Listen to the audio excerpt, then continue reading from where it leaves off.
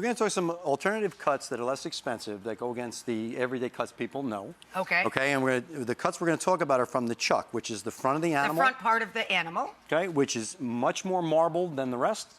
Okay, but they're much more used muscles. Just to break it down for people, the other this is the meat we're looking at. This is the rib section, where underneath on the bottom is what would be the diaphragm, which is the skirt steak. The skirt steak. Okay, the good skirt steak, the inside skirt. Outside skirt, not even the same. This is the loin area where you get your porterhouse, your T-bone, and underneath that, on the flap of the fat, is the flank steak. Boneless chuck eye roast. This is the piece at the end of the chuck that is going right into the rib section. When I started cutting meat 40 years ago, we used to take these home because we knew that it was going to have the same flavor profile as the rib. At just at a much lower price. Okay, and much lower price. So you can just turn around and you can even get the roast yourself, and easy enough, boneless, to just cut the steak, because this would always be boneless. Right. The way this sits, it wouldn't have that bone underneath like a rib would.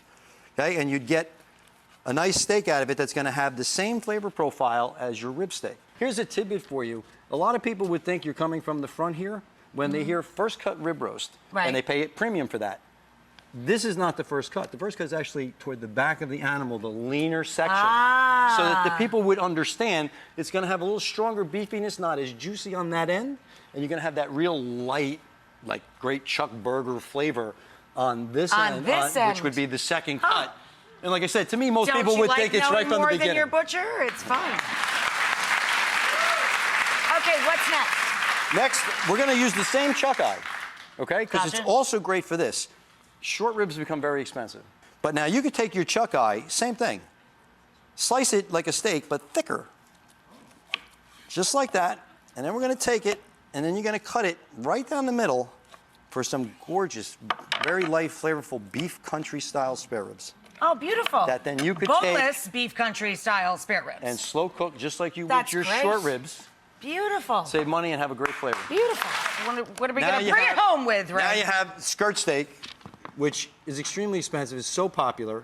So what should educate me? What am I saving money on? Now we're going to actually use the boneless short rib. The boneless short rib? Which will be like half that price. But when you take the boneless short rib piece of meat, okay, and you slice it a long way across, they call that flanken. Yes, flanken. Okay? So what you want to do is you want to get thin sliced flanken. Again, you want to marinate this to help its tenderness, 24, 48 hours. Slice it thin like that. So that's the difference, time, too. Because skirt steak, you can use that minute. Yes, absolutely. And you can marinate that in an hour. It penetrates so easily, so porous. Right. You do that, you can even put it on a stick, beef on a stick, throw it right on the grill, real quick. You get that great flavor. And like the short ribs have a heaviness to them in that meat, so you can use a thinner piece, and it goes a long way. It goes a long way, just like that. Yes. So really, the key is time.